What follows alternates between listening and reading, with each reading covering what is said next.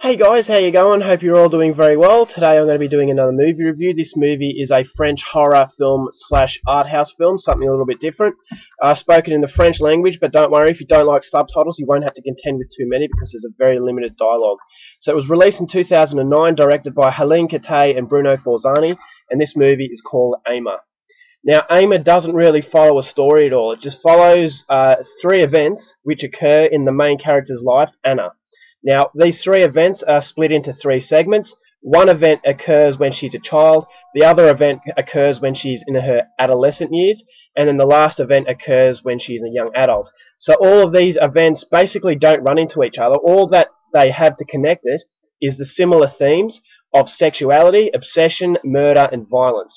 So we go along with some of her nightmares, which are getting more and more frequent as she grows older. And so from there on in, I'm not going to give away anything. It's a very simplistic plot because, a very simplistic approach. It's more of an art house film than a standard traditional horror film. So it all climaxes to a very, very bloody finale. So if you want to know more about how this film progresses, then please go out there and see this film for yourself. Now, I had high expectation going into this one because I know that art house cinema, if it's done well, it can be done, it can be very, very memorable. Unfortunately, in this film, it was just way too pretentious. There is literally no storyline to be seen.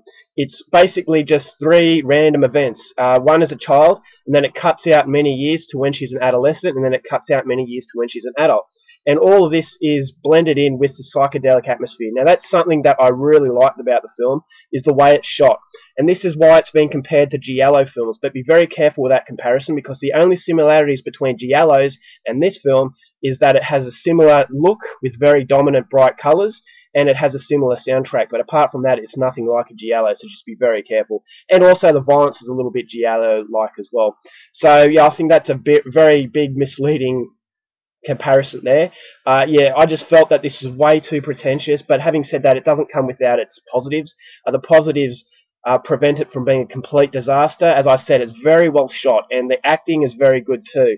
Now, the actress who was involved during her child years, and then adolescent, and then adult, obviously different actresses, but they all did a very good job. There was not much dialogue at all, so it all focused on the visuals and what she did with her body language. And I actually thought she portrayed a very interesting character, even though not much was going on. So yeah, a very nightmarish atmosphere, so it's kind of like you're in a dreamlike state. It's kind of like you're tripping out. It's a very psychedelic atmosphere. So the directors have a lot of talent as far as movie making is concerned. There's also a little bit of nasty violence right at the end, but I just couldn't get over the fact that the filmmakers were just showing off how good they were. Just basically, this is an exercise in arrogance. There was just no plot under the surface. If you look under the surface, you're going to be very disappointed. This is my biggest problem with filmmakers like this. They're not respecting the audience. They're basically saying, if we splash enough psychedelic elements on the screen, that'll substitute for a bad story, or pretty much a bare-bones storyline. And that's exactly the thought I got with Avatar. It's been considered a brilliant film, but underneath it's been it's a story that's been done time and time again, more notably Dances with Wolves. Very similar storyline to that of Avatar, obviously not with the out-of-world sort of atmosphere, but the actual storyline, the basis of the storyline is very similar.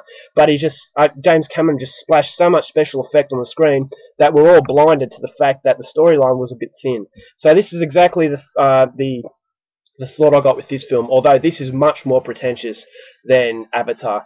For me, there was unnecessary camera angles. I thought it was very prolonged camera angles as well. And, I mean, the acting was good, as I said. It was a creepy atmosphere. I actually thought, the adolescent years were the most interesting because I thought the transition from her innocence to sexuality was actually fascinating, but at the same time very uncomfortable. So there were elements to the film that were saving it from being a complete disaster, but overall I just thought it was way too pretentious, supreme arrogance. I hope the next movie that these two directors make has a more solid storyline, because I thought chucking a storyline with this film, it could have been really, really good. But as a result, I was left a little bit insulted, to be honest. So I'm only going to give this 2 stars out of 5.